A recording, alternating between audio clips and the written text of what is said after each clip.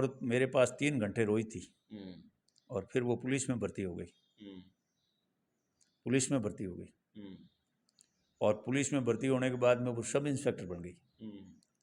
लेकिन कभी भी वो इस इलाके में वापस घर आती है ना, तो वो मगाराम नैन से मिल के जाती है। बड़ी खुश होती है। हालांकि मैं किसी बच्ची को पैरों के हाथ नहीं लगाने देता हूँ, लेकिन वो ज़बरदस्ती कहती है, साहब मेरे अगर कोई संसार में व्यक्ति है तो सिर्फ और सिर्फ आप हैं, जिन्होंने मेरे जीवन को इतना सुंदर बनाया। नहीं तो मैं बहुत गलत रास्ते पे जा रही थी और मैं समाज से भी कट जाती और इस सामाजिक व्यवहार से ही कट जाती और मैं जो आज जीवन जी रही हूँ उससे बहुत दूर चली जाती। पता नहीं मेरे जीवन में क्या होता। तो ऐसे कई हैं, मैं एक आध का ये एक उदाहरण दे रहा हूँ। ऐसे कई लड़कियां हैं जो बिल्कुल टूटे हुए रिश्ते, 4-4 साल दूर बैठे हुए को मैंने वापस बिठाया। 27 साल का बैठा दिया तो उससे छोटे वाले पीरियड के लिए तो आप मेरे सामने क्या प्रश्न करते हो। 27 साल का रिश्ता किसी का टूटा हुआ और उसके माँ बाप ने उसको अलेवणियों से जला दिया, फिर भी अगर उसको मैं भेज सकता हूँ तो फिर कोई साल 2 साल 5 साल 10 साल तो कोई कुछ है ही नहीं, मेरे लिए नॉर्मल चीज़ है। और औरत और आदमी दोनों उसका गुण मांगे। फिर हम गए। आप नहीं मानोगे, भैंसें और गायें 7 दिन से उस 7 पैरों पे बंधी हुई थी, जिनकी आवाज़ को अगर आप सुनते हो तो रोना आ जाए। और उन पे हमने बहुत होशियारी से, और मेरे साथ में भी तजुर्बेदार, हम 4 ही भाई उस दिन गए थे उस केस में।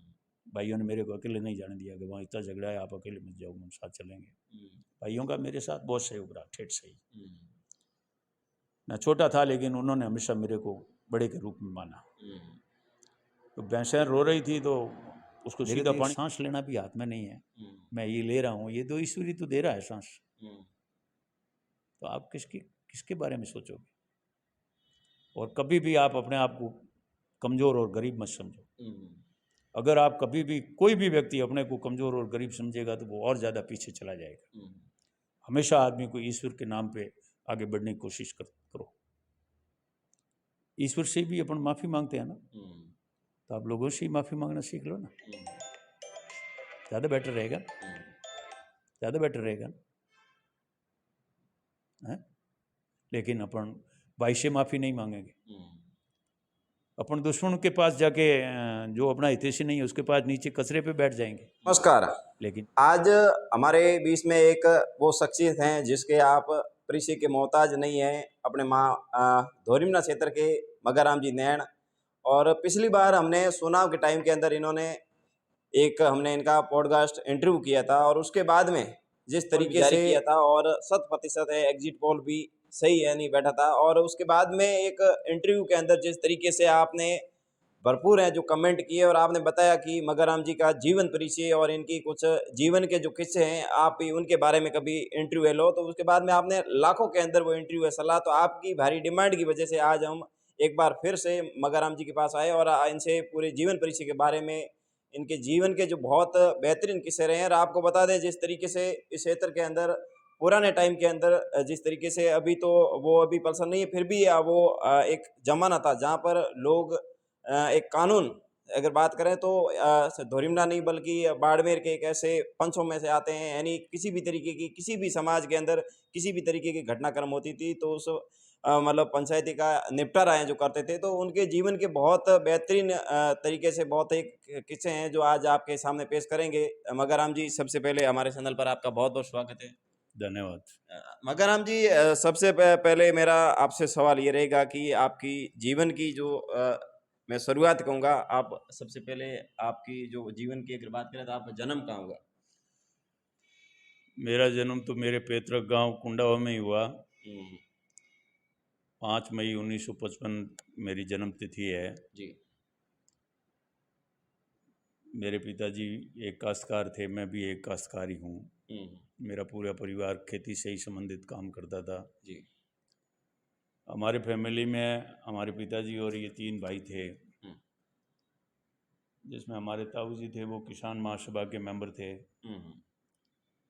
और उन्होंने एजुकेशन के मामले में सन 1929 में महाराजा उमेश सिंह जी से बलदेव राम मिर्जा के मार्फत एक चौपाल स्कूल को खुलवाया था, जिसको महाराजा की मान्यता थी। उसमें उडू, नोखड़ा, आडेल, राणासर, बांड, इधर गुड़ामालानी, इधर सनावड़ा, इधर ठेठ पनोरिया, साता, बामणला, खारी, मीठड़ा, उधर राम जी का गोड़, इस सब जगह से बाड़मेर और सांचौर के बीच में कोई किसान वर्ग के लोगों के लिए पढ़ने को विद्यालय नहीं था। और उस विद्यालय में पढ़ के वो गवर्नमेंट की मान्यता, बाकी सब व्यवस्था पढ़ने वाले स्टूडेंट ही करते थे। जो टीचर रखा हुआ था उस टीचर को हर बच्चे पे पर मंथ 1 रुपया और 1 टाइम का खाना तय होता था, जो उसको उसकी इच्छा अनुसार उसको भोजन कराते थे, जैसा वो उसका मन भाए वैसा ये सिस्टम था। हमारे यहाँ एक पंडित जी थे अपने यूपी के, जो पढ़ाने के लिए रखे हुए थे। उसके बाद में वो विद्यालय धीरे धीरे 1959 में पंचायती राज लागू हुआ। उससे पहले राजा महाराजाओं का जो शासन था वो भी चला गया। अंग्रेज़ क्योंकि गुलामी में ही वो काम करते थे, राजा महाराजा कोई स्वतंत्र नहीं थे। लेकिन अंग्रेज़ों के मार्फत ही अंग्रेज़ों की नौकरी करते थे वो। भारत वैसे बहुत बड़ा एक अंग्रेज़ी गवर्नमेंट का स्टेट था जी। उनके खिलाफ किसान महासभा ने और कांग्रेस पार्टी दोनों ने बहुत लंबे अरसे से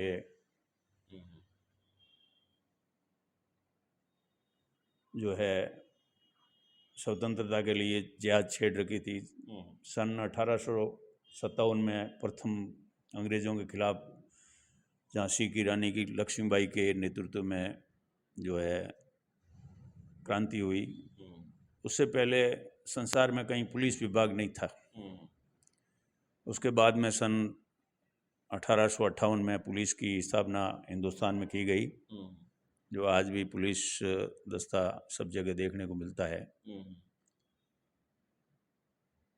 उस ज़माने से क्रांति चली, बाद में लोगों ने असहयोग आंदोलन जैसे कई कार्यक्रम रखे और अंग्रेज़ों का विरोधाभास किया। आखिर अंग्रेज़ों को 15 अगस्त 1947 को भारत छोड़ना पड़ा।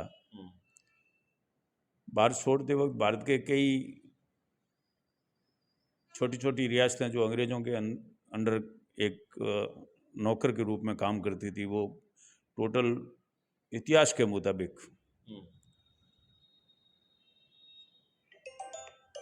670 रियासतें थी।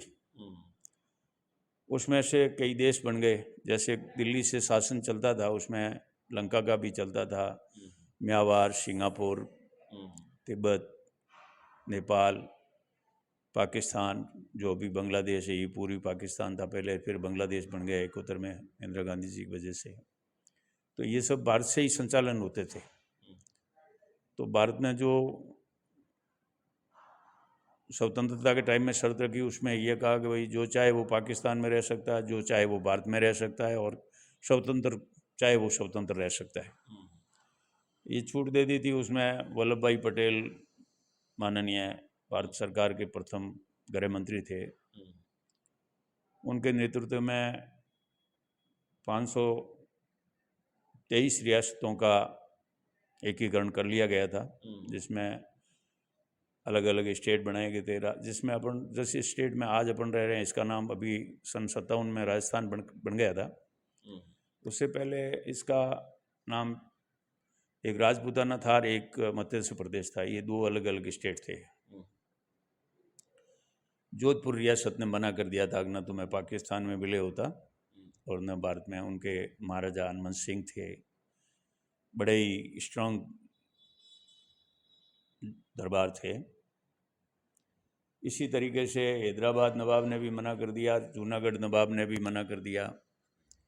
कश्मीर के महाराजा कर्ण सिंह थे, उन्होंने भारत के साथ विलय का अनुमोदन कर दिया, लेकिन वहाँ के जो स्वतंत्रता सेनानी थे वो नेशनल कॉन्फ्रेंस के नाम से थे, और उन्होंने कहा कि भाई हम न तो भारत के साथ विलय होंगे, नहीं पाकिस्तान के साथ, हमारा स्वतंत्र कश्मीर रखेंगे। वो समस्या आज भी आपके सामने, सभी के सामने विदित है, उसके बारे में वर्णन करने की आवश्यकता नहीं है। कुछ पीओके के नाम से पुकारा जाता है, कुछ कश्मीर के नाम से पुकारा जाता है।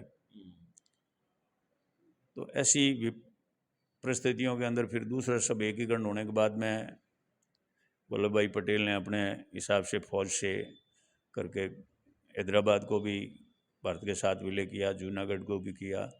यहाँ जो रियासत थी जोधपुर की, इसमें हनुमत सिंह के साथ सन 1952 में समझौता हुआ कि अपन इलेक्शन करा लेते हैं।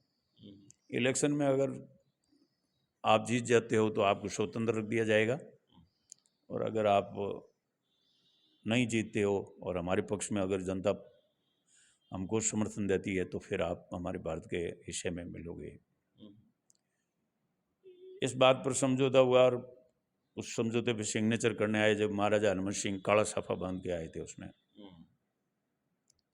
तो जवाहरलाल नेहरू और वल्लभ भाई पटेल दोनों ही कॉन्फ्रेंस हॉल में थे। उन्होंने कहा साहब आज तो बहुत खुशी का दिन है, आप काला साहब। उसने कहा साहब मैं 38 पीढ़ी के राज के विलय और नई विलय पे सिग्नेचर करने जा रहा हूँ। पब्लिक का पता नहीं क्या हुक्म होगा, मेरे पक्ष में आएगा, सामने जाएगा।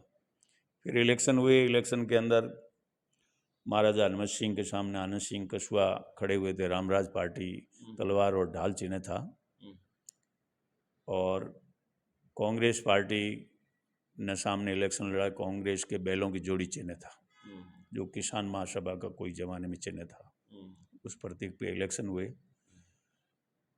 लेकिन जोग संजोग की बात है, जब लोग सभी महाराजा को वोट दे रहे थे तो उनको जब सूचना मिली कि सभी लोग चाह रहे थे वो उनके ऊपर फूल बरसाने के लिए एरोप्लेन लेके आकाश में उड़े, और उस दरमियान उनका एरोप्लेन क्रैश हो गया, और वो उस एरोप्लेन क्रैश में उनके साथ उनकी महारानी जुबेदा थी, जो टूटू बना हुकम सिंह की माँ थी। 2 रानियाँ थी, एक जुबेदा और एक कृष्ण कुमारी। जुबेदा वो साथ में ही उस क्रैश में मारी गई, और हनुमत सिंह भी उसमें इस संसार को छोड़कर चले गए। उसके बाद में काउंटिंग हुई तो 4 सीटें कांग्रेस के पक्ष में आई थी, और बाकी 34 सीटों में 30 सीटें रामराज पार्टी के पक्ष में थी। और महाराजा खुद ने 5.5 लाख वोट प्राप्त किए थे। उनके सामने आनंद सिंह कछुआ थे, उन्होंने 5,000 कुछ वोट किए थे, लेकिन वो चल बसे। उसके बाद में लोगों ने जो है कृष्णा कुमारी जी के सहयोग से सभी ने कांग्रेस ज्वाइन की, और हिंदुस्तान के साथ जोधपुर रियासत को विलय करने के लिए कृष्णा कुमारी ने अपने हस्ताक्षर करके विलय कर दिया। ये बहुत बड़ा महत्वपूर्ण निर्णय था उनका, और इस हिसाब से नहीं तो आज ये हनुमत सिंह जी क्रैश नहीं होते तो पता नहीं क्या निर्णय लेते। हो सकता है ये देश भी रह जाता, तो अपन तो एक भारत के किसी कोने ही नहीं जा सकते, अपन सिर्फ यहाँ एक जोधपुर देश के नाम से ही पुकारे जाते हैं। लेकिन वक्त को जो भी मंजूर होती है वो चीज़ें होती है। और इसी प्रकार जब महाराजा की वहाँ स्कूल खुली थी, मैं 5 साल का, मैं 6 माह का था जब मेरे माता जी की डेथ हो गई। तो 6 माह की उम्र में ही मेरे को छोड़ा। मेरी दादी ने, मेरी काकी ने, उन्होंने मेरे को बड़ा किया। हमारी संयुक्त फैमिली थी, फैमिली में कम से कम 40 मेंबर थे हम। मैं जब स्कूल में पढ़ने गया उससे पहले मेरे ताऊ जी के बड़े लड़के थे, प्रेम सिंह नाम था, वो कोऑपरेटिव मूवमेंट में इंस्पेक्टर बन गए थे। और मेरे भाई थे बड़े, खैराज राम वगैरह, वो ऊँट सवारी में काफ़ी नौकरियों में चले गए थे। तो मेरा परिवार वैसे सक्षम हो गया था। यूँ हमारे पास खेती का काम था, भेड़ बकरी भी उस ज़माने में ही रखते थे। आज भी मैं तो भेड़ बकरी रखने में काफ़ी विश्वास करता हूँ। मेरे अभी भी आपका मतलब हाँ मेरा है, और मेरे काफ़ी अच्छा, मतलब आज भी मेरे पास में काफ़ी भेड़ बकरियाँ हैं। यानी आपकी पढ़ाई कितनी रही आपकी? मैंने वहाँ कुंडावा में पहली क्लास में एडमिशन ले लिया। अच्छा। और उसके बाद में मैं धीरे धीरे वहाँ से मैंने चौथी क्लास की। चौथी के बाद में गवर्नमेंट ने जो है 5वीं क्लास वहाँ से हटा दी थी। मैं दोरिमना पढ़ने आ गया। 5वीं से लेकर 10वीं तक मैं दोरिमना में पढ़ा। दोरिमना स्कूल का मैं प्रेसिडेंट भी बना। मैंने दोरिमना स्कूल में प्रेसिडेंट रहते वक्त हुए यहाँ साइंस फैकल्टी नहीं थी, उसको खुलवाया गंगाराम जी को और परशुराम जी को बुला के। एक किसान छात्रावास का भी उद्घाटन कराया, लेकिन बाद में कुछ असामाजिक तत्वों द्वारा उस पर वो ज़मीन टेलीफोन एक्सचेंज को अलॉटमेंट कर दी गई और किसान छात्रावास का निर्माण नहीं हो सका। मैं तो यहाँ से फिर बाड़मेर चला गया। उस टाइम 10+2 का सिस्टम नहीं था। मेरे ज़माने में 11वीं होती थी 10वीं के बाद में। मैंने 11वीं बाड़मेर से कर ली। फिर मैं जोधपुर चला गया, 1 साल जोधपुर पढ़ा। फिर मैं बांगड़ कॉलेज पाली चला गया, वहाँ पढ़ा। तो मेरा जीवन, मैंने ग्रेजुएशन किया और मैं स्कूल कॉलेजों में प्रेसिडेंट भी रहा। तो मेरा जीवन था। मैंने हर स्टूडेंट को, यहाँ दोरिमना स्कूल में भी मैं बहुत ही लोगों के साथ में, हमारे जाट कम्युनिटी कम थी, बिश्नोई कम्युनिटी ज़्यादा थी। वहाँ भी हम पाली में ही मैं गया, वहाँ पढ़ने भी 7 स्टूडेंट थे। जाट सिर्फ 1863 में, बहुत कम कम्युनिटी थी, लेकिन लोगों के साथ अच्छे भाव होते हैं तो लोग हमेशा इम्प्रेशन देते हैं, ये सिस्टम है। मैं सन 77 में ग्रेजुएशन करने के बाद में गुड़ामालानी वापस मेरे घर आ गया।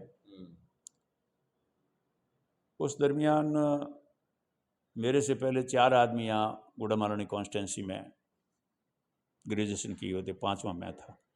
एक बच्चा इंजीनियरिंग, गुड़ा तहसील नहीं, गुड़ा MLA कॉन्स्टिट्यूंसी। उस टाइम, जिस टाइम मैं आया उस टाइम गुड़ा मतलब जो है कॉन्स्टिट्यूंसी तहसील थी नहीं। उस टाइम हम बाड़मेर तहसील का हिस्सा थे। सन 1978 में उप तहसील बनी थी। उसके बाद में तहसील ही बनी, रेजिस्ट्री कोर्ट भी बन गए, सब कुछ हो गया, धीरे धीरे सब हुआ। हालांकि हर एक चीज़ के वक्त के तकाजे होते हैं और उन तकाजों पे भी मनुष्य खरा रहता है तो ज़रूर तकलीफ तो देखता है, लेकिन उसमें सफलता हासिल करता है। ये सिद्धांत मेरे फादर से मैंने सीखा। तो हमारे परिवार में जैसे भाई थे तो उनके अलग अलग काम बैठा हुआ होता था। मेरे फादर का काम घर की लेन देन करनी और खेती करने का काम था। मेरे ताऊ जी थे, वो पंचायती और गाय चराने का काम करते थे। तो हमारे उस टाइम गायें भी 100-150 गायें थी। और मेरे अंकल थे मोटाराम जी, उनका काम भेड़ बकरी चराने का था। तो यूँ काम बैठे हुए थे, जो अपने अपने काम में प्रवीण रहते थे। ताजाराम जी के मुकाबले तो इस मालानीपुरी में ही कोई जाट का बेटा हुआ ही नहीं। उस ज़माने में जिस टाइम जागीरदारी प्रथा थी, उसमें भी उन्होंने बहुत जो है ज़्यादा की। मैं पढ़ाई छोड़ के आ गया। पार्टियों का भी जोश में प्रचार था। मैं जिस टाइम पढ़ाई छोड़ के आया उसी टाइम इंदिरा गांधी की भी जो है हार हो गई थी प्रथम बार में। वो रायबरेली से इलेक्शन लड़ी थी, दोनों जगह से हार गई थी। यहाँ भारतीय जनता पार्टी तो ये बाद में 80 में आके बनती है। उस टाइम जनता पार्टी के नाम से हल्दर चौधरी चरण सिंह की BKD का हल्दर चिन्ह था, उस पर इलेक्शन लड़े थे। वैसे इमरजेंसी के टाइम में इंदिरा गांधी ने सन 75 में इमरजेंसी लगाई तो जितने विपक्षी लीडर थे उन सबको जेलों में डाल दिया गया। और जब वो सभी लोग जेल में थे तो अंतर्राष्ट्रीय लेवल पे भी बहुत ज़्यादा आवाज़ उठी और फिर संयुक्त राष्ट्र संघ ने भी दबाव दिया उस पर। इंदिरा गांधी को इलेक्शन कराना पड़ा और इमरजेंसी हटानी पड़ी। तो मैं तो उस टाइम स्टूडेंट था, आज समझता हूँ वैसे ही उस टाइम मेरी समझ थी। चरण सिंह जी जिन जिन सीटों पे प्रचार करने गए थे उसमें सब में जनता पार्टी ने विजय हासिल की। चरण सिंह राजस्थान में एक नाथूराम मिर्जा की नागौर सीट पे इसलिए नहीं गए थे कि सीलिंग के टाइम में इंदिरा गांधी ने इमरजेंसी में सीलिंग लगाने की कोशिश की थी। उसका नाथूराम मिर्जा पहला व्यक्ति था। किसी भी पार्लियामेंट में बैठे हुए व्यक्ति की औकात नहीं थी कि इंदिरा गांधी के सामने बोल जाए। उस आदमी ने बड़े विवेक और अपनी सोच को रखते हुए इंदिरा गांधी को उसके लिए मना किया और उसके इंदिरा गांधी के सामने एक पहलू रखा कि साहब जिस सीलिंग को आप लगाने जा रहे हो, राजस्थान में इतनी छोटी सीलिंग पे हमारे वहाँ हम मवेशी रखते हैं, पेड़ रखते हैं, बकरी रखते हैं, घोड़े रखते हैं, ऊँट रखते हैं, गधे रखते हैं, भैंस रखते हैं। तो हर प्रकार के जानवर को पालने के लिए हमारे पास ज़मीन चाहिए, और सरगा के बगैर हम उसको पाल नहीं सकते, और हमारा जीविका का साधन ही वही है। इस पे नाथूराम जी ने प्ले किया और वो इंदिरा गांधी को मानना पड़ा, और अपने यहाँ 300 और कुछ बीघे ज़मीन के हिसाब से सीलिंग का बिल अप्रोच हुआ।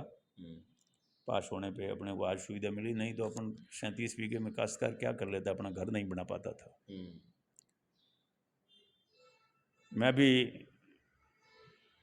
उस टाइम आया था तो न तो कांग्रेस में था, न वो कोई जनता पार्टी में था, लेकिन मैंने उस टाइम चरण सिंह के वित्त मंत्री रहते हुए मैंने एक बहुत बड़ा निर्णय देखा था। उस आदमी ने उस टाइम 18 देश के पूंजीपति थे, उनके पास में पूरे देश की 97% पूंजी 18 आदमी के पास थी, और 3% पीछे रुपया बचता था, उसमें देश की टोटल जनसंख्या और सरकार अपना जीवन यापन करती थी। बड़ी विकट परिस्थिति थी, पूंजीवाद की ओर देश अग्रसर था। इंदिरा गांधी ने हालांकि राजा महाराजाओं का 72 के पीरियड में पीडीएस खत्म कर दिया था, जो पीडीएस दे के एकीकरण में वल्लभ भाई पटेल ने उनको लालच दिया था। बैंकों का भी इंदिरा गांधी ने राष्ट्रीयकरण किया, ये भी चीज़ मैंने देखी।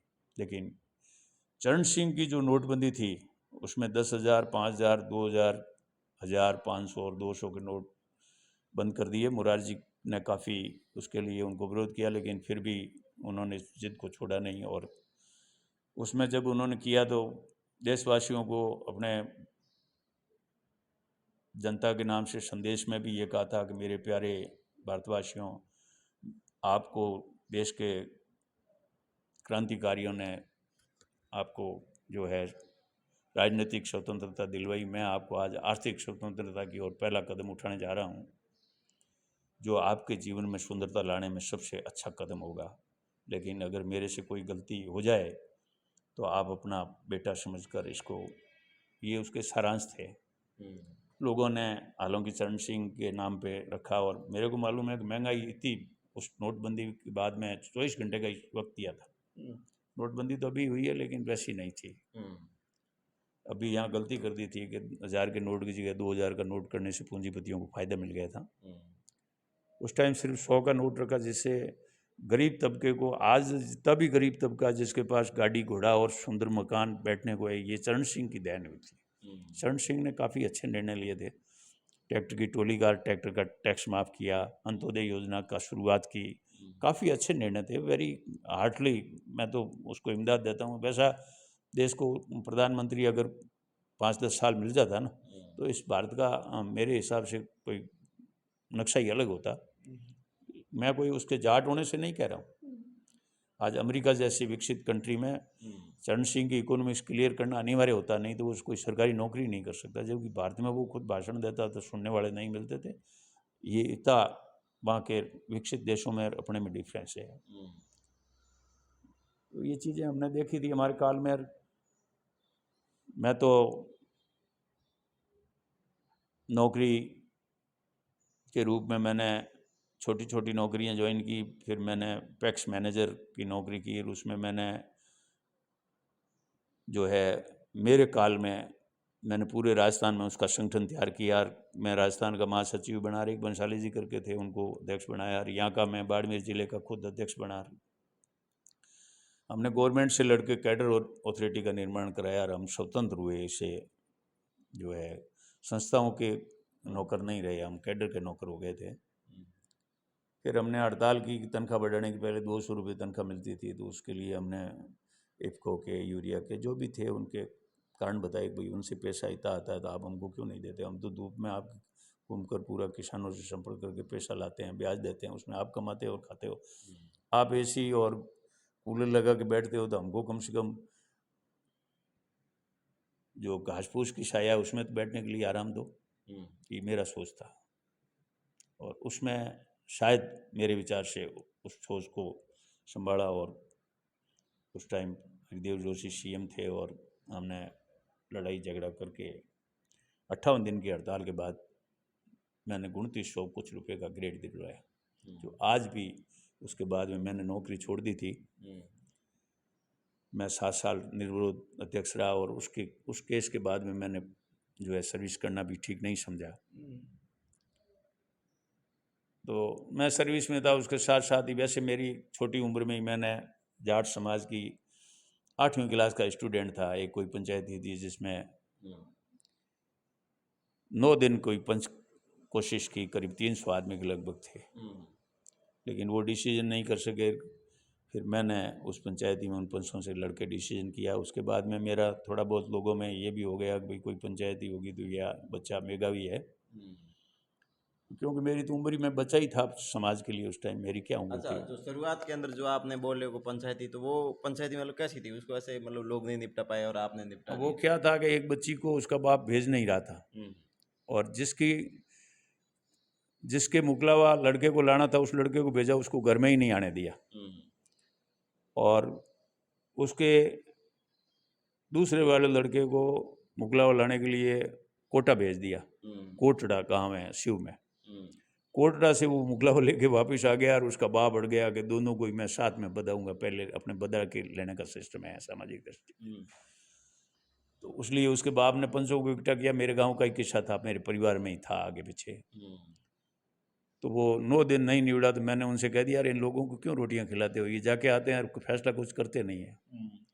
फिर मैं वहाँ गया और मैंने उस जो जवाई था उसको हाथ पकड़ के उनके घर लेके गया। तो उन्होंने कहा साहब हमारे घर ले आए तो हम इस घर को जला देंगे। मैंने कहा मैं दूसरी तरफ से जलाने आया हूँ, तुम इधर से जलाओ और मैं इधर से जला देता हूँ।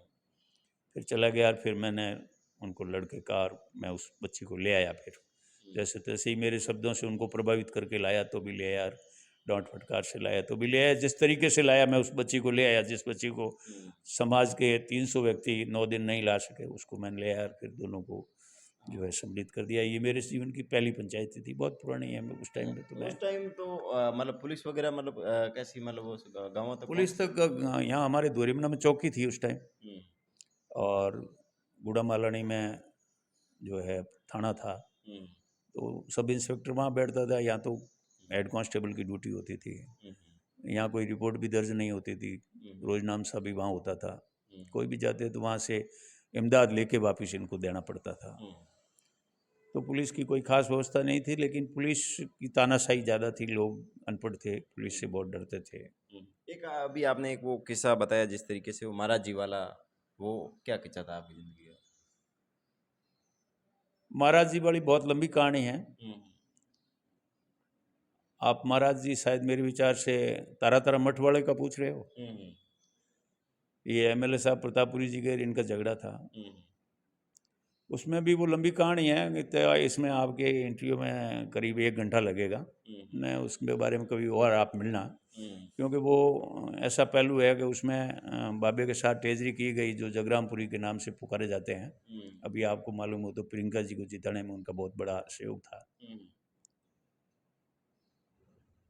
मैं तो मेरे जीवन काल में जो हर समाज में गया हूँ, मुस्लिम समाज में भी जाता हूँ, जैन समाज में भी जाता हूँ, बिश्नोई समाज में भी जाता हूँ, हिंदू समाज में तो जाता ही हूँ। मैंने हर कौम की, जैसे कौम में भले कोई कौम हो, हरिजन से लेकर ब्राह्मण तक की सबकी पंचायती की है। मगराम जी, सबसे बड़ा सवाल ये है कि जिस तरीके से आज जो पुलिस भी नहीं कर पाती है, जिस तरीके से जो घरों की या गांवों की पंचायती होती है, और उसके अंदर लोग हैं जो काफ़ी दर दर की पुलिस की, कोर्ट की, अन्य जगह की ठोकरें खाते हैं, फिर भी वो पंचायती हैं जो चलती रहती है, एक दूसरे के रिश्तों के अंदर भी बिगड़ा डालती है। परंतु उस समय के अंदर आप मतलब कैसे उस पंचायती को मतलब सुलझा देते? मैं इस मालानी में कहना ठीक नहीं है। मैं पहला पंच हूँ जो गाड़ी में डीजल तक भी अगलों से कभी नहीं भरवाता हूँ। अच्छा। मैं भरतपुर तक पंचायती करने गया हूँ। बाड़मेर जिले में तो ऐसी कोई पंचायत शायद ही रही है। जैसलमेर, नागौर, बनासकांठा, इन इलाकों में जाता ही हूँ, नागौर वगैरह सभी, जोधपुर वगैरह, लेकिन वहाँ कभी कभार जाना पड़ता है। यहाँ तो मैंने सभी जगह की है। आदि साहब, मैं 27 साल की उम्र थी और उस टाइम मेरे पास एक पंचायती मुसलमानों के लेके आए थे। उनको भी मैंने 12 घंटे बाद में बात करने का समय दिया। बाकी एमएलए तो आता है, उसके सामने तो लोग लंबे हो जाते हैं, जैसे किसी दंडवत करते हैं, जैसे कोई देवता के सामने करते हो वैसे। लेकिन मैंने कभी भी अपने वजूद को नहीं बेचा, मेरा एक सिद्धांत है। और सबसे लास्ट अभी मैंने एक पूर्णाराम डॉक्टर है अपने यहाँ दोरीमना में, उनकी पंचायती की, तो ये भी पंचायती के बारे में आप जानकारी जानना चाहते हैं, लेकिन ये भी एक लंबा किस्सा था। तो मैं हमेशा, मेरे को लोग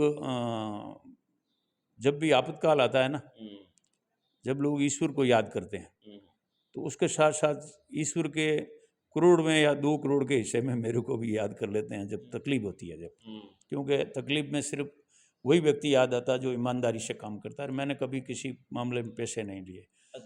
मगराम जी, सबसे बड़ा सवाल ये है कि पहले ज़माने के लोग हैं तो मान लेते थे, परंतु आज के ज़माने के अंदर अगर पंचायती की बात करें तो आज तो कोर्ट है, कानून है, पुलिस है, उसको ज़्यादा लोग महत्वपूर्ण देते हैं। क्या आज के ज़माने के अंदर आपकी जो पंचायती है वो क्या सक्षम हो पाती है, या फिर आप जो कोई भी किसी समाज का किसी भी तरीके की पंचायती का आप निर्णय लेते हैं तो उसके अंदर लोग हैं जो वो क्या मान लेते हैं? ये बात तो आपको सर्वविदित है। मैं जो डिसीजन करता हूँ, पूर्णाराम डॉक्टर की जब मैंने अभी बात की, पूर्णाराम जी के बच्चे ने तलाकनामे के लिए एक एप्लीकेशन लगा रखी थी। तो वो अगर कोर्ट फैसला करता तो वो मेरे पास आते ही नहीं। मेरे पास आए तो मेरा एक थोड़ा सिद्धांत दूसरा है, मैं दोनों पार्टियों को बुलाता हूँ और उनकी पूरी बात को समझता हूँ, और उसके बाद में डिसीजन लेता हूँ। दोनों पार्टियाँ ही मेरे पे नाराज़ नहीं होती है। ये तो एक मैं पूर्णाराम का नॉर्मल है, ये तो कोई गिनती में ही नहीं है, ऐसा केस है। बाकी मैंने तो मेरे जन्म से पहले के आपने नहीं सुने होंगे, जन्म से पहले जिंदी औरत को जलाना, जन्म से पहले किसी के हत्या हो जाना, मेरे जन्म से पूर्व जो लोगों से एक ज़मीन का किस्सा था इस लुखू गाँव में ही 165 वर्ष में राणा खुद यहाँ जो गुड़ामाला नहीं के राणा खुद आ गए थे मौके पे 2 बार, लेकिन वो भी डिसीजन नहीं कर सके। सच्चाई से कहना पड़ता है। अगर मैं कहीं समाज में जाता हूँ तो मैं कभी ये नहीं देखता हूँ कि ये मेरा भाई है। न्याय के कदम पे अगर मेरा भाई भी गलत है तो मैं समाज के सामने उसको प्रताड़ित करता हूँ, आप गलत हो। और लोगों को ये बहुत बड़ा विश्वास है, पता नहीं, मैं तो एक किसान का बेटा था, लोगों को कैसे विश्वास हो गया। जैसलमेर के लोग भी पंचायती करने आते हैं तो जोधपुर के आते हैं, नागौर के आते हैं, भरतपुर के आते हैं, बाड़मेर जिले के तो आते ही आते हैं। लेकिन मैंने एक बड़ी चीज़ ये देखी कि आज दिन तक मेरी कोई पंचायत, मैंने, तुम मानोगे ही नहीं, मैं कह दूं मैंने सभी समाजों की 3 लाख पंचायतियाँ कर दी। ये बात आप मानोगे ही नहीं। अभी भी अपन बैठे थे, कोई लोग आए थे आपके सामने पंचायती के लिए आए थे ना, बिल्कुल। मैंने भी कहा ना उनको वकील साहब से मिल लो, यही बात कही है। तो पंचायती के लिए आपके पीछे कोई इंटरव्यू देने के लिए आया क्या?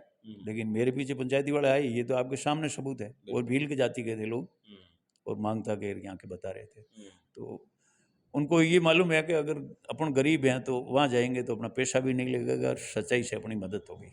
इसीलिए लोगों में एक विश्वास है, और मैं उस विश्वास पे ही जिंदा हूँ। मैंने कभी भी कोई भी ऐसा काम नहीं किया कि कोई भी लांछन मेरे पे आज दिन तक भगवान ने डाला। और बाकी करता तो ईश्वर है, मेरे को तो यश मिलना होता है पंचायती का। बाकी मैंने तो एक मुसलमानों की पंचायती की थी, 1.5 करोड़ का दंड किया था। 1.5 करोड़ का दंड, भाई साहब, 1.5 करोड़ का दंड करना, ये 1.5 करोड़ का जो दंड था वो उन्होंने स्वीकार कर लिया? बिल्कुल स्वीकार किया, और बाकायदा स्वीकार ही नहीं, उनको जो मैंने पनिशमेंट दिया वो हिंदू प्रवृत्ति से दिया। हादी साहब उस टाइम आए थे उस पंचायती में, तो लड़काना जिला है पाकिस्तान में, उसके कोई शहीद और फकीर आए थे। तो हादी साहब ने कहा साहब हमारे फकीर साहब आए हैं, तो भी मैं उनके साथ रात को नहीं गया, सवेरे गया, और सब सवेरे मैं गया। जो फैसला मुस्लिम समाज से 38 साल में नहीं हुआ, उसको मैंने 17 मिनट में कर दिया। और जब 17 मिनट में मैंने किया तो मैं जब उस डिसीजन को करके रहा, तो मैंने, हमारे समाज में ये मौत करना वगैरह हिंदू समाज की प्रवृत्ति में आता है, आप भी हिंदू समाज से हैं, तो उसमें ज़्यादा अपराधी होता है, उसको जूते भी उठवाते हैं लोग, जो मानवता के हिसाब से गलत है, लेकिन सिस्टम बना हुआ है। तो मैंने उसको प्रताड़ित किया, और जो भी दंड था उस पर डालने की कोशिश की। तो हादी साहब ने कहा साहब आप हमारे मज़हब में ये दंड होते नहीं हैं। मैंने कहा साहब आपका मज़हब है लेकिन फैसला करने वाला हिंदू है, तो हिंदू प्रवृत्ति के दंड देंगे, ठीक है कि नहीं? और ज़रूरी है जिसको प्रताड़ित करेंगे तो और आदमी अपराध नहीं करे। ये सिस्टम था, तो हमने तो बहुत किए लोगों के साथ में फैसले करता ही रहा हूँ। मैंने 3 लाख से ज़्यादा पंचायतें की, आप भी इस चीज़ को स्वीकार नहीं करोगे। अच्छा, सबसे बड़ी बात मगराम जी चौधरी साहब ये है कि एक वो जनरेशन या ज़माना था जहाँ पर लोग एक पंचायती से ही मान लेते, परंतु आज लोग हैं जो इस ज़माने के अंदर मतलब इस टाइम को कम देते हैं। आज के ज़माने के रिश्ते टूट जा रहे हैं, हर कोई मतलब एक इंसान आज के ज़माने में विश्वास है जो कम कर रहा है। ये इस बदलते युग को लेकर आप क्या कहना चाहोगे? आप काफ़ी ऐसा है, आज हमारा विशेषकर इंटरव्यू लेने का उद्देश्य ये है कि एक आज हमारे मानव या इंसान समाज के अंदर, मैं कुछ जातियों की बात नहीं करूंगा क्योंकि इंसान के अंदर जो आज एक जिस तरीके से लोग हैं जो मैं भाई भाई को नहीं देखना चाहता, हर किसी को मारने की सोच रहा है, हर कोई सोचता है कि ये आगे क्यों बढ़ रहा है, तो एक वो पुरानी जनरेशन आज के ज़माने की जनरेशन फर्क हुआ है, तो इसमें लोगों की क्या मतलब है? वैसे ये बात तो आप कह रहे हो, आपकी बात तो काफ़ी सच्ची है, लेकिन मैं इस बात को, आपकी बात को समर्थन इसलिए नहीं दूंगा कि अपन ने कौरवों पांडवों का ही ज़माना देखा और भगवान राम का भी ज़माना देखा है। राम के ज़माने में सीता के 64 मतलब सीता को ले जाने से पहले रावण के पास में 66 लाख रानियाँ थी, फिर भी वो अपराधी बन के आया और वहाँ से सीता को उठा के ले गया। और उसको मालूम था कि मेरे को शराप है, ये सीता जब तक आ नहीं भरेगी तो मैं उसका कुछ बिगाड़ नहीं सकता। एक इंद्र की अप्सरा थी, उसने श्राप दे दिया था। ये लंबी चौड़ी कहानी है, कहूँगा फिर इंटरव्यू आपके बहुत लंबा हो जाएगा, नहीं तो मैं रामायण के बारे में काफ़ी जानकार हूँ। उस टाइम में ही सीता को ले जाना, ये अपराध तो उसी टाइम होते थे। अहिल्या के साथ चंद्रमा का बदमाशी करना, फिर रामचंद्र जी के द्वारा वो वापस जो है पत्थर की औरत बनना, ये तो सब आपने पढ़ा ही होगा, आप तो पत्रकार हो, मेरे से पूछते हो, बाकी जानकार तो है ही। और महाभारत में आपने देख लिया, दुर्योधन ने अपने ज्येष्ठ भाई की औरत को नंगा करने की कोशिश की, भगवान कृष्ण ने उसको शीर दिया। पढ़ते हैं, अपन ने कोई आंखों से देखा नहीं, लेकिन कुछ न कुछ तो किंतु सच्ची है, इसलिए उस पर अपन करते हैं। तो ये जीवन काल में सब चीज़ें होती आई है, तो इसलिए आप अभी के अपराध को नहीं कह सकते हो, लेकिन अपराध तो होते हैं। अपराध का कारण एक है, एजुकेशन पूर्ण नहीं ले देते हैं। माँ बाप बच्चों को पढ़ाते हैं, मेरे को बहुत खुशी है वसुंधरा राजे सरकार में सब जगह स्कूलें खुली, इसलिए मैं तो वसुंधरा जी को वास्तविक भगवान का दूत मानता हूँ। उसके ज़माने में हर गरीब को पढ़ने का मौका मिला, हर गरीब के घर के पास में 1 किलोमीटर पे सड़क के पास में स्कूल बन गई, 1 किलोमीटर घर से दूर बनी, जाने के लिए उसने बच्चियों को साइकिलें दी, ये बहुत बड़ी उपलब्धि थी। तो उससे मेरे को इस बात की खुशी है, मैं हमेशा गरीबों के साथ रहा हूँ, और मैंने कभी ये शेड्यूल कास्ट है कि ये ट्राइब्स है कि ये स्वर्ण कास्ट है कि ये ओबीसी है, ये फलाना है ढिंगरा, ये कभी नहीं देखता हूँ मैं। हमेशा मेरे को खुशी इस बात की होती है कि आपको तो कोई भी आदमी अगर सड़क पे खड़े हुए मिले हुए तो चढ़ा लेगा, लेकिन एक बुढ़ा अपनी लाठी पे चल रहा है, उसको कोई गाड़ी में बिठाएगा जब मजा आएगा। मैं वो व्यक्ति हूँ जो उस गरीब को मेरे हाथ से कड़ी करके गाड़ी में बिठाने वाला इंसान। मैं सन 78 में 77 में पढ़ाई छोड़ गया, 78 में मैं 3000 रुपये में एक जगह ले आया। आज दिन तक मैं रेगुलर चढ़ने के लिए गाड़ी रखता हूँ। उस टाइम दूसरे जाटों की मैं क्यों बात करूं, गाड़ी रखते नहीं थे, किराया में चलाने के लिए या कमाने के पैसे कमाने के लिए। लेकिन गंगाराम जी एमएलए थे, इनके पास भी घर की गाड़ी नहीं थी। अब्दुल आदी, पृथ्वी चंद जैन, बड़े बड़े लीडर थे। ये तो लोनिंग की व्यवस्था 13 में शुरू हुई और आज सभी के पास व्हीकल है देखने के लिए, उससे पहले थे ही नहीं। मैं तो सन 78 से रेगुलर गाड़ी रख रहा हूँ। पहले जोंगा थी, उसके बाद में मैंने जीप को ले आया, जीप के बाद में अब छोटे मोटे गाड़ी है। मेरे को इतना ज़्यादा कोई वो, मैंने कभी पूंजी पे गर्व नहीं किया और न मैं कभी कोई पैसे पे भी इतना गर्व करता हूँ। मैं तो मानवता पे गर्व करता हूँ हमेशा। और मैं ऐसी पंचायतियाँ आप कहते हो बिगड़ जाती है, पंचायतियाँ बिगाड़ने वाले भी अपने समाज के लोग ही हैं। किसी समाज में एक तो एजुकेशन कम देना टाबरों को, तो वो उस एजुकेशन कम होने से उसके दिमाग में दूसरी चीज़ दौड़ने लग जाती है, खुद वो उसके लिए मैच्योर्ड नहीं होता है। दूसरे नंबर, बाल विवाह के लिए सरकार ने 1956 में कानून लागू किया, तो बहुत बड़ी उपलब्धि थी, लेकिन अपन उस चीज़ को अभी भी समझ नहीं पाए हैं कि बाल विवाह क्यों नहीं होना चाहिए। 20 साल की लड़की, 18 साल की लड़की कम से कम ये तो सोचने लग जाए कि मेरे को किस जगह क्या बोलना है, क्या सुनना है। लड़का भी ये सोच जाए कि मेरे को बच्ची को क्या कहना है, क्या नहीं कहना है। अभी जब मैच्योरिटी नहीं होते हैं तो लड़ेंगे तो संबंध टूटेंगे तो दूसरी जगह जाएंगे। अब तो इतने कमज़ोर लोग हो गए हैं साहब, वो लड़की के और लड़के के सामने माँ बाप बोलने की भी औकात नहीं रखते हैं। मैं तो पंचायतियों में जाता हूँ, बड़ी डांट फटकार करता हूँ, तो लोग मेरे को तो ये कहते हैं कि ये लोग तुम इस ढंग से इनको कहोगे, कहते और झगड़ा हो जाएगा। पर मैंने कहा मेरे से कोई झगड़ा करता नहीं है, और वास्तव में मेरे से कभी भी किसी जात के व्यक्ति ने, मैंने कम से कम टूटे हुए गिनती करूं तो 1000-1500 लोगों के वापस संबंध कायम किए हैं, और वो कायम करके उनको वापस घर बंधाया, और उस घरों में वो आराम से रह रहे हैं। अब किसी में गड़बड़ हो जाती है, किसी में अच्छे लक्षण नहीं होते हैं, वो अलग चीज़ है। बाकी मेरे विचार से मैंने तो एक यहाँ खर्ड में 27 साल औरत ससुराल नहीं गई। कितने साल? 27 साल।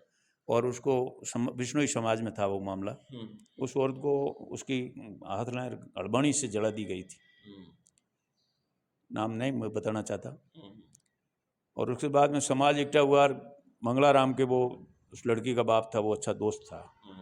मंगलाराम जी के मेरे कम बनती थी, लेकिन वो उस पंचायती के अंदर इतने हताश हो गए थे कि वो सब अपने मेरे अपराधों को या मेरे बदमाशियों को छोड़कर मेरे पास आए और मेरे को कहा कि साहब दूसरा व्यक्ति कोई ये फैसला नहीं कर सकता, आप इस आदमी को समाज से अलग मत होने दो, और ये पंचायती मेरे कैसे करके निबेड़ो। मंगलाराम जी मेरे खाट के पास नीचे बैठ गए थे। जब माना होता है, मैंने उसको भाई इज्जत ऊपर बिठाया और उनकी इज्जत की, चाय पिलाया, ठंडा पिलाया, और फिर मैं उस पंचायती को करने के लिए गया। तो आप सोचिए कि उस पंचायती से मैंने सभी पंचों को कहा, तो काफ़ी लोग नाराज़ भी हुए, लेकिन फिर भी उसके मुखिया थे, उनके साथ मेरी पंचायती की हुई थी, उन्होंने वो गहना उसके बाप को वापस दे दिया। और उस बच्ची को भी मैंने, जहाँ वो दूसरे के साथ बैठी थी पति के सिवा, वहाँ गया और उसको ये कहा, मैंने कहा तू तेरा निर्णय कर ले, 1 महीने का टाइम देता हूँ, 1 महीने के बाद में मैं कहूँगा वहाँ तेरे को रहना पड़ेगा, ये तेरे को वक्त, मैं हमेशा इंसान को सोचने का वक्त देता हूँ। वो फिर औरत आ गई, मैंने 17 दिन से उसको पहुंचा दिया। आप इस चीज़ को नहीं मानेंगे, कभी शुदा बेरी जाओ तो आप पूछना वहाँ कि मगजी ने एक औरत को पहुंचाया था। 27 साल जिस पति के साथ वो नहीं रही, उस औरत को मैं वहाँ पहुंचा के आया, और आप नहीं मानोगे कि वो उसका हस्बैंड बाद में अंधा हो गया, तो वो उसको उसका हाथ पकड़कर लेटरिन ले जाती थी। लेटरिन बाथरूम थे नहीं घरों में, बाहर ले जाती थी, और उसको सफाई भी वो करती थी, उस आदमी से नहीं करवाती थी, और उसके कपड़े धोना, उसके जूते साफ करना। लेकिन किसी ने तो उसमें वो गुण डाले ना, पहले उसको अड़बोनियों से जला दिया गया था तो भी वो नहीं गई। तो ये शहर्य तो किसी को जाता है ना, वो शहर्य आप किसको दोगे? जिसने पहुंचाया उसको ही दोगे ना।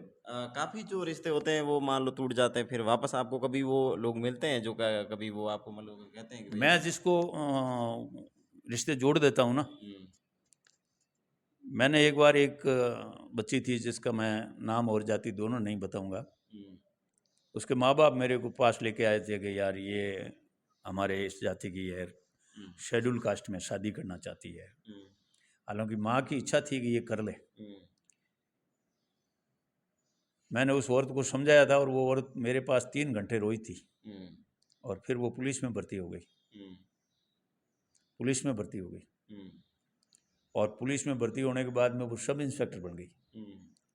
लेकिन कभी भी वो इस इलाके में वापस घर आती है ना, तो वो मगाराम नैन से मिल के जाती है, बड़ी खुश होती है।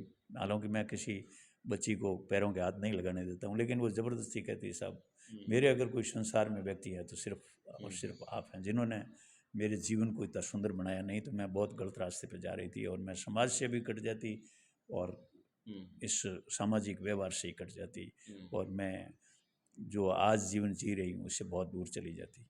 पता नहीं मेरे जीवन में क्या होता।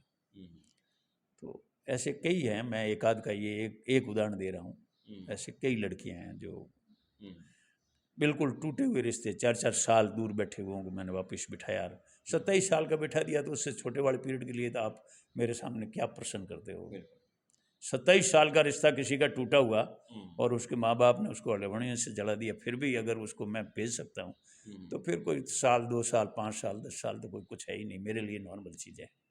और औरत और आदमी दोनों उसका गुण मानते हैं और वो बड़ी, और मैं, मेरे पास जो भी आ जाता है उसको मैं सेटल करने की कोशिश करता हूँ। कई रिश्ते ऐसे होते हैं जो दोनों तरफ से तोड़ना चाहते हैं, उनको बिठाना बहुत मुश्किल होता है, फिर भी ऐसे भी बिठाने की कोशिश करते हैं।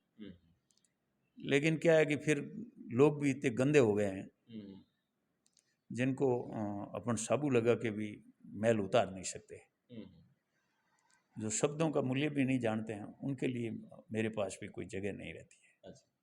बाकी मेरा सोच तो, मैंने जीवन में बहुत सारी समस्याएं देखी है। मेरे जीवन काल में बहुत सारे मेरे खिलाफ, इस वजह से ही मैं समाज का काम करता हूँ, मैं सच्ची बात कहता हूँ। इसके लिए यहाँ के राजनेताओं ने मेरे खिलाफ बहुत सारे झूठे मुकदमे भी किए, पुलिस ने भी चालान किया। मैं पुलिस वालों को कहता, पुलिस वाले भी बेचारे मजबूर थे, मेरे को कहते थे क्या करें साहब, है तो झूठा लेकिन चालान करना पड़ेगा। मैंने कहा भाई कर लो, तुम राजी करो अपने नेताओं को, जिससे आप आराम से यहाँ सब इंस्पेक्टर रह सको। तो मेरे जीवन में तो ऐसे कई उतार चढ़ाव आए हैं। राज के नौकरों ने ही किया मेरे खिलाफ। मैं सरपंच, मेरे परिवार बना था 2 बार, डेलीगेट भी 3 बार बन गए थे। तो उस बहाने ग्राम सेवक से, सहायक ग्राम सेवक से, BDO से, तहसीलदार से, SDO से, सबसे मुकदमा कराए गए, मास्टरों से, ग्राम सेवक से, मतलब जितने बन पड़े उनसे। एक बार तो ऐसे मुकदमे हुए कि बिल्कुल सरासर झूठ था, मैं उस गांव में ही नहीं था तो भी कर दिया। तो उसमें फिर गांव वालों ने आके कहा साहब हमारे बीच में पंचायती कर रहे थे मगजी। अच्छा, तो मतलब वो मुकदमे होते थे, वो क्या वास्तव में आप मतलब उस प्रकार का काम करते थे या फिर कैसे वो मुकदमे आखिर में? अरे मुकदमे वो इसीलिए कि भाई इस बहाने इनको सरेंडर करें। तो ये चीज़ें होती रहती है, मैं कभी इसका गम नहीं करता हूँ। मैं तो ये कह रहा हूँ कि मेरे जीवन काल में एक बलात्कार का मुकदमा इस दोरीमना में हुआ। एक साधु था कोई केकड़ का, उसका भी मेरे साथ में नाम दिया। अब उसकी हकीकत तो ये थी कि यहाँ सुखराम करके सरपंच थे, उन्होंने डोली के अंदर जो आपके मेघवालों के गुरु होते हैं, उनको दान की हुई थी राजा महाराजाओं की जमीन। तो दान का मतलब वो जमीन दूसरा कोई ले नहीं सकता। तो वो डोली में वही कमाते हैं, वही खाते हैं। उसके अंदर इन्होंने बस स्टैंड बनाया और एक छोरे को भी उन्होंने उसमें रख दिया कि भाई तू बसों से 200 रुपये लेगा। तो पता नहीं उनको क्या कमाई थी। उस मालिक के गंगा जी की गंगा थाली नहीं हुई थी, तो वो मेरे पास आया और मैंने उसके सभी भाइयों को भी एक किया और गांव के आपके मेघवाड़ों को भी एक किया और उसकी गंगा थाली करवाई थी उसके बाप की। जो मैं 9वीं क्लास का स्टूडेंट था जब उसके बाद बाप की डेथ हुई थी और उससे 30 साल बाद में मैंने वो गंगा थाली करवाई थी। तो उसको मैंने पैसे दे दिए, मैंने कहा भाई तू ले जा और तू गंगा थाली करके इनको जिम्मा दे। हालांकि उसके बहुत आवरा हुआ, 10 लाख रुपए आ गए थे। मेरे वजह से तो वो माल लेके गया वो 3 लाख रुपए का भी नहीं था। लेकिन उसने कहा साहब मेरे पैसे लोग मांगते हैं, ये पैसे मैं खर्च कर दूंगा, मेरे यहाँ एक भी गेट पड़ा है डोली का, मैं दे दूँ। उस टाइम यहाँ कोई बस्ता नहीं था।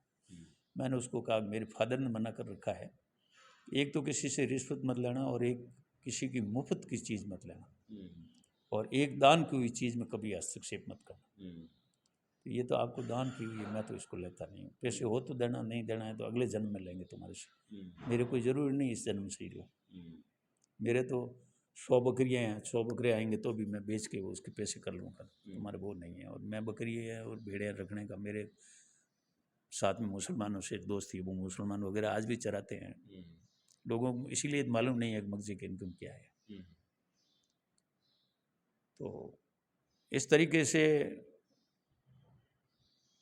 जो है उसको मैंने नहीं दिया। फिर वो बाबा आ गया कोई केकड़ का, उसने कहा साहब मेरे को कोई ज़मीन दिलाओ। उसको विश्वास था कि भाई मगजी ईमानदार है, झूठा नहीं करेंगे।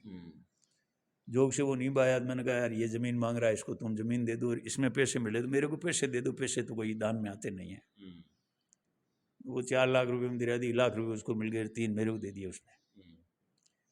उस ज़मीन पे भी उन लोगों ने कब्जा कर लिया। कातरले कोई बिश्नोई था, उसके गेट पे उसने एक कबट रख दिया। तो मैंने उस लड़के को बुलाया तो उस लड़के ने कहा साहब मैं कबट तो हटाने के लिए तैयार हूँ, लेकिन सुखराम जी और वो छोरा जो गाड़ियों से एंट्री लेता है, रिश्वत के पैसे लेता है, वो नहीं हटाने दें। उसका मर्डर हो गया था बाद में छोरे का। वो वहाँ से कपड़े हटाने नहीं देंगे मेरे को। मैंने कहा यार ऐसे कैसे शुभ जी नहीं हटाने देंगे। मैं गया और मेरे पास में खड़े रह के उस लड़के को भी साथ में रखा, वो कपड़ साइड में रखवा दिया गेट से। सवेरे साहब मेरे गांव में ही मास्टर लगा हुआ था, उसके उस डोली का मालिक का लड़का वहाँ मास्टर लगा हुआ था। उसके लड़के ने अपनी ओर से बिल्कुल झूठा सरासर मुकदमा करा दिया। दूसरे दिन अखबार में आई जब पता चला, फिर मैं थानेदार साहब के पास गया, डिप्टी साहब से मिला। मैंने कहा साहब उस औरत को तो लाओ, मैंने तो देखा ही नहीं, बलात्कार तो बहुत दूर की चीज़ होती है। और वो फिर झूठा ही था, FIR लग गई। तो मेरे जीवन में ऐसे भी कई मुकदमे हुए, तो ये मैं आपको नॉर्मल उदाहरण देता हूँ। सिर्फ मैं तो कबड़ आपकी सेवा करने के लिए, आपको कोई दर्द है पैर में, यार मैंने आपको अगर कंधा देके गाड़ी में बिठा दिया तो मैंने कौन सा जुर्म कर दिया है? क्या जुर्म कर दिया? इस वजह से ही मेरे ऊपर कोई बलात्कार का मुकदमा कर दे, इससे घटिया क्या सोचता है? मैं तो नेताओं का एहसान मानता हूँ। नेताओं ने इस ढंग से मेरे साथ मुकदमे किए झूठे। 307 के ही मुकदमे हुए। 302 के मुकदमे में लोहारवा में मर्डर हुआ आज से 10 साल पहले, और मौके पे डिप्टी साहब ऊपर आ गए। और मैं पहले से ही, डिप्टी साहब ने मेरे को बुलाया था, कोई काम था, इसलिए मैं थाने में उनका वेट कर रहा था। और वहाँ मर्डर हो रहा था, डिप्टी साहब ऊपर आ गए। लेकिन डिप्टी साहब के पास एक ड्राइवर, एक गनमैन और एक खुद 3 ही थे। भीड़ को क्या कर सकते हैं, उनके सामने मर्डर हुआ। और वो मेरे को खुद जानते थे, लेकिन मैं वहाँ नहीं था और यहाँ रिपोर्ट लगती हुई मैंने कहा डिप्टी साहब इसमें मेरा प्रथम नाम लिखा गया कि हमारी मजबूरी है, रिपोर्ट तो दर्ज करनी पड़ेगी। हालांकि उसमें मेरा कोई चालान नहीं हुआ।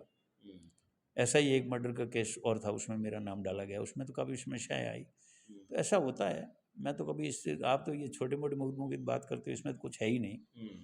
मेरी जगह दूसरा व्यक्ति होता तो फांसी खा जाता। मेरे तो वैसे भगवान की मेहरबानी, शनिश्चर जी के मंदिर की जेठ की अमावस आती है ना, इसकी जेठ की अमावस में कोई भी आदमी वहाँ आके प्रसाद चढ़ा के अपने परिवार को ले जाके खिला देता तो उनका कभी अकाल मृत्यु नहीं होती है।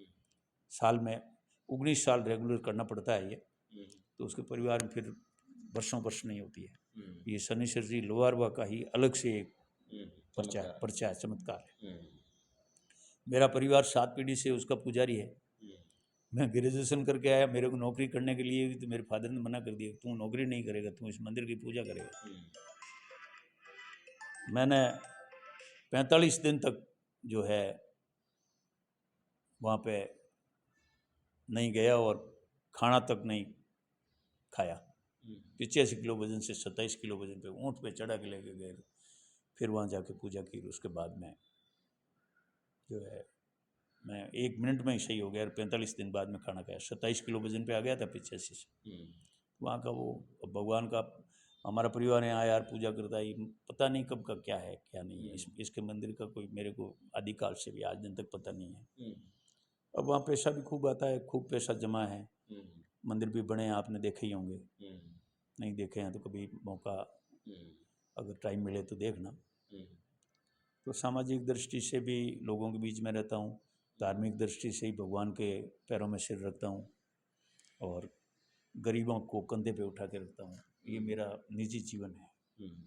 मैं भूखा रह सकता हूँ लेकिन गरीब को भूखा नहीं रहने दूंगा, ये मेरी आदत है। लास्ट सवाल हमारा मगाराम जी ये है कि आपके काफ़ी धोरिमना के अंदर भी आपकी बहुत अच्छी प्रॉपर्टी है। आपका मतलब अभी फिलहाल के अंदर या धंधा क्या है आपका शुरुआत के अंदर? मैंने कहा ना मेरे पास पेड़े और बकरियों का धंधा है। मुसलमान मेरा उसका सरगा रखा हुआ, पीछे घोड़ा है। बहुत सारी इनकम होती है, लोगों को इस चीज़ का मालूम नहीं, मैं पहली बार आपको ये चीज़ बता रहा हूँ। ठीक है, तो इसीलिए लोग होते हैं। बाकी अब तो मेरे पास में, मैं जहाँ भी पंचायतियाँ करने गया तो जैसे गुजरात वगैरह में मैंने कई पंचायतियाँ की, तो वहाँ के किसी से पैसा नहीं लिया तो उन्होंने मेरे को पैसा देने की कोशिश की। एक बार तो साहब एक पंचायती बताऊँ, आप उस पंचायती की कहानी सुनोगे तो आपके रोंगटे खड़े हो जाएंगे। कोड़ियों के कोई 4 के आपस में मर्डर हो गया था।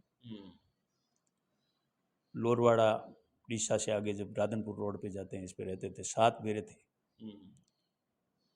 तो वो चारण जाति जागीरदार प्रथा के रूप में रेवदर ठाकरों की उन पर जागीरदारी थी, उसके वो चारण थे। वहाँ गए, उन्होंने कहा साहब हम साथ में चलते हैं। बलवंत सिंह के पास गए, बलवंत सिंह ने कहा मैं बुढ़ा हो गया, मेरे से होता नहीं है। फिर वो नगर रावल साहब के पास गए, सभी इकट्ठे हो गए। नगर रावल साहब ने कहा कि यहाँ एक जाट ठाकर रहता है, उसके पास जाओ, हमारे से कुछ नहीं होगा, वो बचाएगा वहाँ। मैं आपको ये हकीकत की बात बताता हूँ। मैं यहाँ से गया उस टाइम, उन चारणों को और आगे भेज दिया और मैं पीछे गया। फिर ये बोर जाके मेरे सभी हम साथ हुए। आप नहीं मानोगे कि उन्होंने कहा 7 ही बेरें आपको दे देंगे, लेकिन उस कोड़ियों का कब्जा नहीं होना चाहिए। मैंने कहा मैं सब कुछ करूँगा, आपसे मेरे को नहीं चाहिए। उन्होंने गाड़ी में डीजल भराने की कोशिश की, मैंने डीजल नहीं भराया। और वहाँ डीसा चौराहे पे गए तो भाई साहब ये कंडीशन थी कि उनकी औकात नहीं थी मेरे को चल के अपने फार्म हाउस को बता दे। फिर एक आदमी को मैंने कहा तुम वहाँ चल के बता दो, हम वापस तेरे को सुरक्षित यहीं ला के छोड़ दें। फिर वो हमारे साथ चला, बेरे के ऊपर हमने एक हमारे साथ माजी रहना था, उसको नीचे उतारा और वापस ला के उसको सही जगह पे छोड़ के फिर हम गए। आप नहीं मानो कि भैंसें और गायें 7 दिन से उस 7 बेरों पे बंधी हुई थी, जिनकी आवाज़ को अगर आप सुनते हो तो रोना आ जाए। और उन पे हमने बहुत होशियारी से, और मेरे साथ में भी तजुर्बेदार, हम 4 ही भाई उस दिन गए थे उस केस में। भाइयों ने मेरे को अकेले नहीं जाने दिया कि वहाँ इतना झगड़ा है, आप अकेले मत जाओ, हम साथ चलेंगे। भाइयों का मेरे साथ बहुत सहयोग रहा, ठेठ सही। मैं छोटा था लेकिन उन्होंने हमेशा मेरे को बड़े के रूप में माना। तो भैंसें रो रही थी तो उसको सीधा पानी पिला दे तो मर जाती सभी। फिर भील थे मेरे साथ में 5-7, उनको सबको ड्यूटी की। मैंने कहा मेरे भाई थे वहाँ कपूर जी, उनको भी साथ में लिया मैंने, वो ओडिशा के ही रहने वाले थे।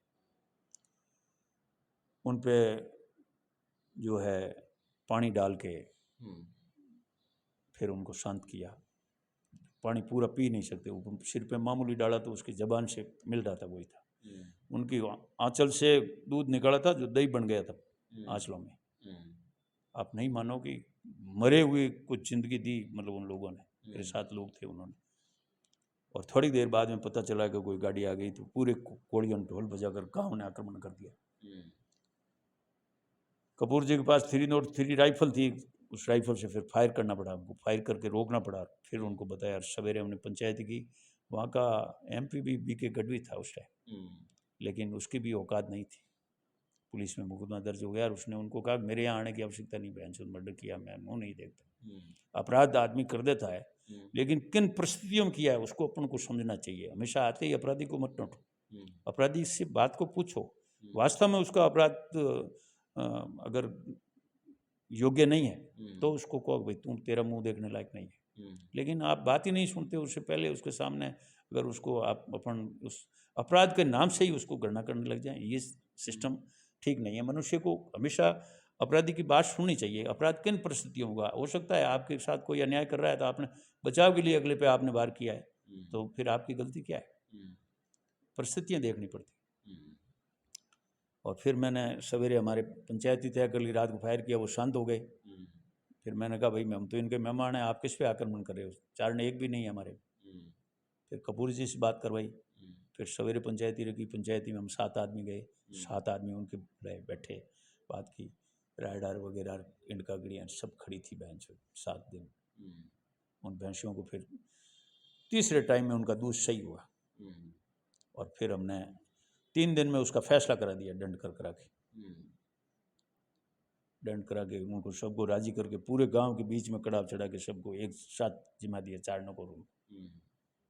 गढ़वी साहब को भी मैं साथ लेके आया था। अब गढ़वी साहब संसार में नहीं है। गढ़वी साहब ने मेरे को कहा था मगजी खूब सारे आदमी देखे, लेकिन ऐसा इंसान मैंने मेरे जीवन में पहली बार देखा। बोलता कम है और करता ज़्यादा है। मैं बोलता कम हूँ, हालांकि मैं तो जहाँ सोचता हूँ मैं ज़्यादा ही बोलता हूँ, लेकिन उन्होंने ये चीज़ कही। उन्होंने मेरे को एक प्रश्न भी किया कि यार ऐसे हो तो मैं आपको कांग्रेस पार्टी का टिकट, मैंने कहा साहब हमको टिकट दिला हो तो चूतिया कहाँ जाएंगे, कमज़ोर लोग कहाँ जाएंगे, वो भाग जाएंगे सभी। इसलिए आप जैसा पार्टी में चल रहा है वैसा ही करो, हम हमारे को वो चीज़ नहीं चाहिए। तो पार्टियों में भी रिश्वतखोर ज़्यादा हो गए हैं, इसलिए ये समस्या आ रही है। नहीं तो ईमानदार लोग इकट्ठे हो जाए तो कोई बात है ही नहीं। ऐसी पंचायतियों के किस्से तो आप सुनोगे तो आप मतलब इस चीज़ को महसूस ही नहीं करोगे। मैंने तो ऐसी ऐसी पंचायती 165 साल की पंचायती की है, तो आप अंदाज कर लो भगवान ने मेरे को बहुत सारा दिया है और मैं कह दूँ कि मैंने फैसला कर लिया, ये बात तो बहुत गलत है। मेरे तो एक सांस लेना भी हाथ में नहीं है, मैं ये ले रहा हूँ, ये तो ईश्वर ही तो दे रहा है सांस। तो आप किसके बारे में सोचोगे? और कभी भी आप अपने आप को कमज़ोर और गरीब मत समझो। अगर आप कभी भी, कोई भी व्यक्ति अपने को कमज़ोर और गरीब समझेगा तो वो और ज़्यादा पीछे चला जाएगा। हमेशा आदमी को ईश्वर के नाम पे आगे बढ़ने की कोशिश करो। ईश्वर से भी अपन माफ़ी मांगते हैं ना, तो आप लोगों से ही माफ़ी मांगना सीख लो ना, ज़्यादा बेटर रहेगा, ज़्यादा बेटर रहेगा है? लेकिन अपन भाई से माफ़ी नहीं मांगेंगे, अपन दुश्मन के पास जाके जो अपना हितैषी नहीं है उसके पास नीचे कचरे पे बैठ जाएंगे, लेकिन भाई के पास नीचे बैठने में खड़े रह जाएंगे, लेकिन अपनी अहमियत नहीं तोड़ने की कोशिश करेंगे, जबकि अपना वजूद ही नहीं है। तो ये ही सबसे बड़ी कमजोरी है। इसी कमजोरी का अर्थ ही है। आज देखो, आपने पहला प्रश्न किया था कि इनके संबंध टूट जाते हैं, इसके बारे में आप पंचायतियाँ करते हो। मैं ये कह रहा हूँ कि औरत ये समझती है कि मैं पढ़ गई और ये मेरा पति अनपढ़ है, तो मैं इसके साथ कैसे रहूँगी, ये सोच नहीं होना चाहिए। कालिदास और शकुंतला का संबंध, शकुंतला तो बहुत होशियार थी, लेकिन कालिदास तो आगे बैठ के पीछे से लकड़ी काट रहा था ना, वेरी हार्ड, कमजोर, थाक नहीं था। उस व्यक्ति को भी जो है उन्होंने ऐसा ज्ञानी बना दिया जिसने रामायण जैसे महाकाव्य को लिख दिया था। ये बात सही है? महाभारत वगैरह ये सभी लोगों ने ही तो लिखे हैं ना, जो लोग कमजोर थे उनके। लेकिन तो इसी ढंग से उस शकुंतला और कालिदास के मामले को लेके अगर बच्चे हैं और बच्चे सोचने लग जाए, बच्चा देखेगा कि अनपढ़ है तो भी मेरी माँ भी तो अनपढ़ थी, मेरी बुआ भी अनपढ़ थी, तो क्या फ़र्क पड़ता है, मैं भी अगर एक अनपढ़ औरत को लेके रख लूँ तो। या एक औरत ये सोच ले कि जो है मेरा पति अनपढ़ है तो कालिदास भी तो मूर्ख था, उससे मूर्ख तो ये नहीं है, आगे बैठ के तो पीछे से टाड़ी नहीं काट रहा है, टहनी को नहीं काट रहा है। इतना सोच ले तो संसार सुधर जाए और ये नौबत भी नहीं आए। इसीलिए मेरा सोच है कि ये अपने अपने सोच है और अपने अपने सोच के हिसाब से चलते हैं। बिल्कुल। काफ़ी इनके जो किस्से हैं सुनने में एक अपने आप के अंदर जो एक महसूस कर सकते हैं, और जो वास्तव में लगा प्रत्येक जो एक जवाब, सवाल का जो एक जवाब मिला, वो एक सोचने को अपने आप को मजबूर कर रहे हैं। और हमारे चैनल का ये सबसे बड़ा इंटरव्यू या कहें या ऐसा पहला इंटरव्यू है जिसके अंदर हमने इतनी टाइम के अंदर जो रिकॉर्ड किया है। तो यानी प्रत्येक अभी काफ़ी और भी एक अगला इंटरव्यू और भी करेंगे जिसके अंदर हम राजस्थान के अंदर जो राजनीतिक विश्लेषण है, जिस तरीके से अभी विशेषकर एक काफ़ी मुद्दे छिड़े हुए, उन पर भी हम चर्चा करने का प्रयास करेंगे, बातचीत करेंगे। और आपको ये वीडियो कैसा लगा? इनके जीवन के बहुत रोमांटिक भरे किस्से रहे, और इतना हर कोई व्यक्ति करना असंभव है। इन्होंने बताया मैंने लाखों पंचायती की है, यानी अपने सांसोरी मलानी गुजरात से लेकर जितने भी अपने क्षेत्र का एक, अगर ये पश्चिमी राजस्थान की बात करें या पश्चिमी गुजरात की बात करें, तो ये तो बहुत इन्होंने जीवन के बहुत बड़े किस्से हैं, जो बहुत बड़ी पंचायतियाँ हैं जो की हैं। यानी बहुत सुनने में हर कोई ऐसा बहुत, मैं अपने आप को ही ऐसे महसूस कर रहा हूँ कि एक अलग ही लग रहा है। तो आपको ये वीडियो कैसा लगा? अगर बढ़िया लगा है तो वीडियो को लाइक करना, और भी अगला वीडियो है, अगला आपका क्या सवाल है वो भी कमेंट जरूर करें। और आज इनके जीवन के किस्से के बारे में हमने इंटरव्यू किया। जुड़े रहें, धन्यवाद।